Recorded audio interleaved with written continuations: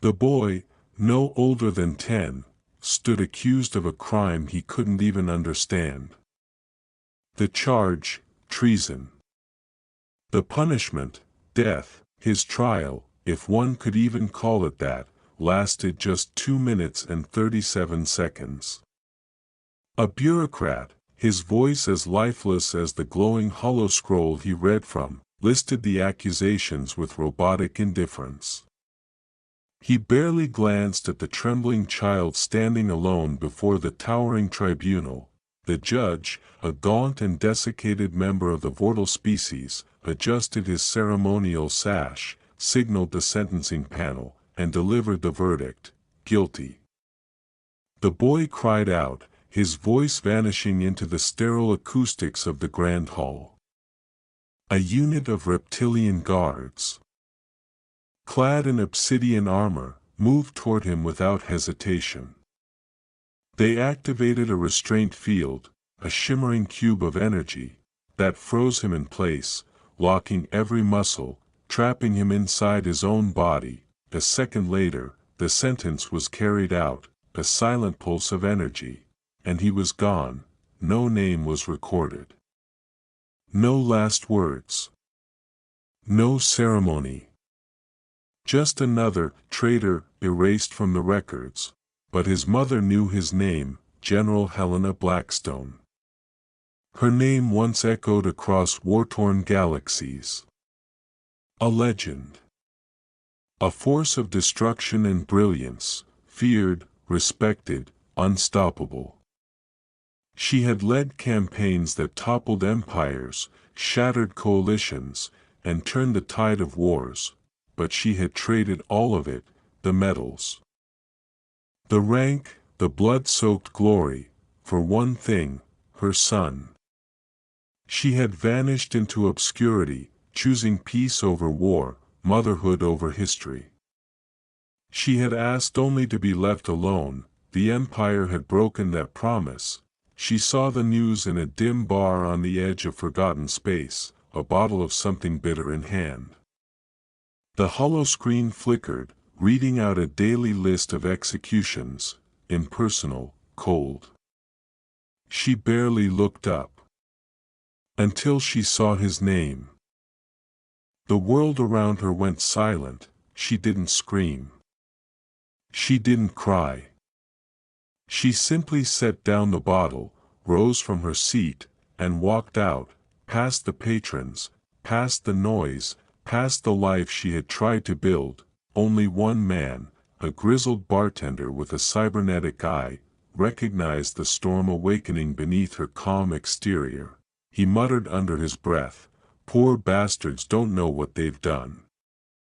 The first thing she did was retrieve her weapons, hidden across star systems under layers of false identities. They had slept for years. But now, as she unlocked the stasis case and felt the familiar weight of her matte black plasma rifle, something inside her roared awake, something cold, focused, and merciless. Her armor, scarred and battered, still fit like a second skin. Every piece snapped into place like parts of a war machine reborn. She donned it not with pride, but with purpose. Then came her ship, the Valkyrie, a relic from another age. Once a flagship, now a ghost. Stripped of insignia and left to rot in a forgotten hangar. But in Helena's hands, it came alive again. She didn't need an army. She was one, her course, straight to the heart of the Empire. The moment she crossed into restricted space, she was intercepted. A sleek fleet of silver cruisers moved to surround her. The patrol leader, a smug officer named Zorn, opened a channel, unidentified vessel. "You are in restricted." She cut him off, then she attacked. She moved like a phantom, outmaneuvering their lock-ons, exploiting weaknesses they didn't even know they had. One cruiser down. Then another. Her ship danced through their formations, tearing holes in their defenses with surgical precision. within minutes, the patrol fleet was scrap. The capital world loomed ahead, a glittering jewel of decadence and corruption. She didn't land quietly. The Valkyrie tore through traffic lanes like a meteor. Chaos erupted. Security forces scrambled to respond, but she was already on the ground, already moving, a blur of motion and fire, a storm given form. Her path led to one place, the Imperial Palace. The guards at the gate didn't stand a chance. She cut them down without hesitation, her rifle barking with deadly rhythm. Her every movement was poetry, precise, unstoppable. By the time she reached the obsidian doors, they buckled beneath her explosive charge, smoke and dust billowed, and Helena Blackstone walked into the throne room. At the far end, seated on a throne of black stone and arrogance, was the Emperor. For the first time in his life, he felt fear.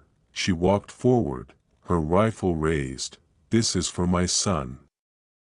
The first shot echoed like judgment. Guards rushed to protect their emperor, but they were ornamental at best, symbols, not soldiers. She dispatched them with ease. Plasma bolts lit the chamber. Blood pooled on the marble floor. The emperor trembled. "Wait. You're making a mistake. You executed a human child," she said, cold and clear. It was an error." He stammered. "A clerical mistake." She shot him in the leg. He screamed. Nobles fled, scrambling like insects. "You don't understand." He gasped, clutching his bleeding limb. Helena stepped closer. "No. You don't." He whispered, "I can give you land. Wealth." She silenced him with a glance. Then, behind her, the palace doors burst open. Reinforcements. Dozens of them.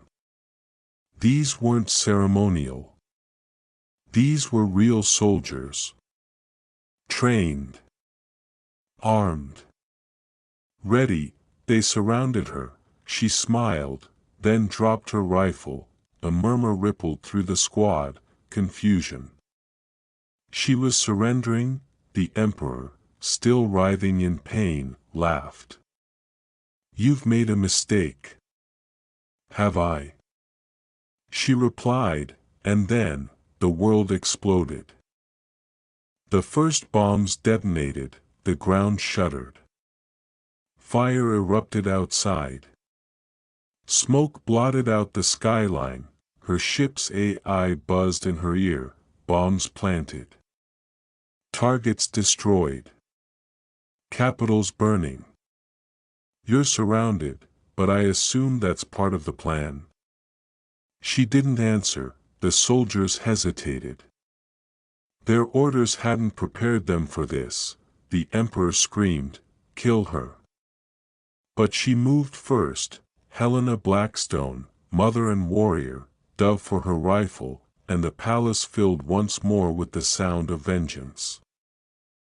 The shot destabilized the ship's forward shields, leaving the Vindicator vulnerable.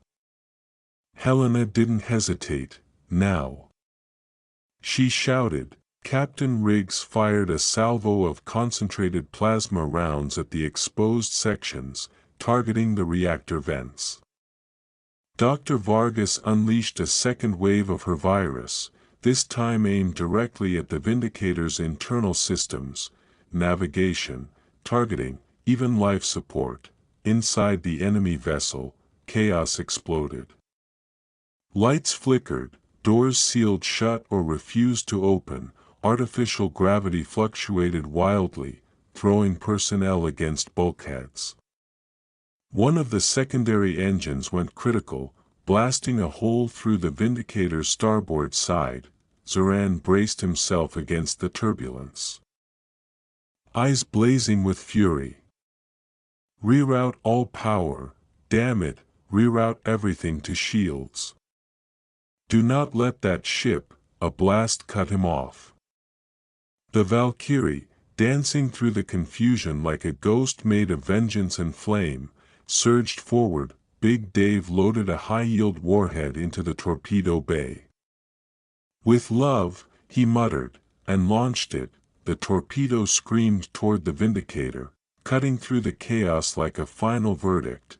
Zoran's officers scrambled to intercept it, but with their systems crippled and command structure collapsing under infighting and fear, they were seconds too late. The explosion tore through the Vindicator's core. For a moment, there was only light. A white-hot, silent detonation that seemed to freeze time. Then came the shockwave. It rippled outward like the roar of an ancient beast finally slain. The Vindicator broke apart in slow motion, chunks of superstructure spinning away into the void. Helena stared at the screen, breath held, until the last piece of Zoran's ship was swallowed by the dark silence. Then cheers erupted across the Valkyrie's bridge. Captain Riggs whooped and slammed his fist into the air. Dr. Vargas laughed, the kind of unhinged, victorious laugh that came only from surviving the impossible. Big Dave simply nodded, satisfied. Helena didn't celebrate. She just stared at the stars, the weight of the moment pressing down on her like gravity. "It's done," she whispered. "No," Vargas said quietly, stepping beside her. "It's begun." Because they all knew, killing an empire wasn't just about destroying its leader or shattering its fleet. It was about rebuilding a galaxy after the smoke cleared. Helena turned away from the viewport. Her mission had started with vengeance. But now she had a new one. Make sure this time, the galaxy never needed an empire again.